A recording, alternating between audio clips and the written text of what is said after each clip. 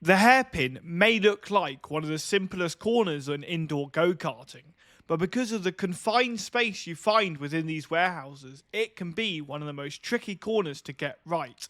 In this video, we're going to show you how to master it. And we're not stopping with just a normal hairpin, we're going to show you how to master one with elevation change and a double hairpin.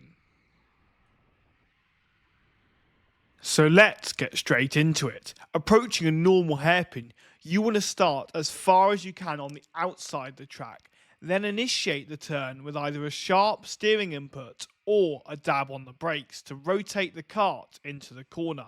You then want to achieve a late apex and try and use as much neutral steer as possible to let the kart drift out wide and carry as much speed as possible.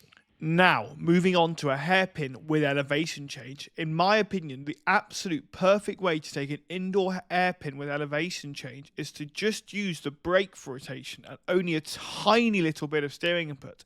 We're starting out wide, we're dabbing the brake gently just to put the weight to the front of the cart to allow us to turn with even just the tiniest steering input. As you can see, I've barely turned the wheel. My wheel is completely straight almost, using that neutral steer and that late apex once again. And it just kind of encourages the car, and you let the car carry you through the hairpin. Again, running out as wide as possible to carry as much speed. And that is how you take a hairpin with elevation change. Now, onto a double hairpin. In my opinion, this is the trickiest one yet.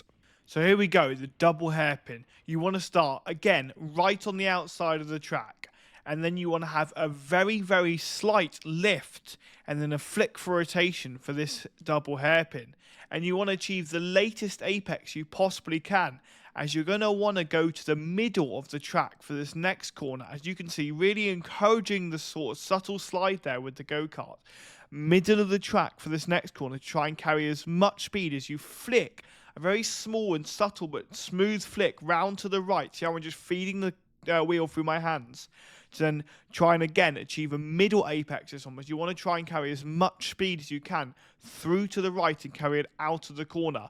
And I'm going to include a super secret bonus hairpin, which is this one here. So when you have a hairpin that doesn't include a very straight entry, you still want to try and open it up as much as possible, opening it up to the right hand corner, flicking for rotation, achieving that late apex. Once again, hairpins is all about late apexes. And if you learned something today, subscribe for the best karting tips on YouTube and TikTok.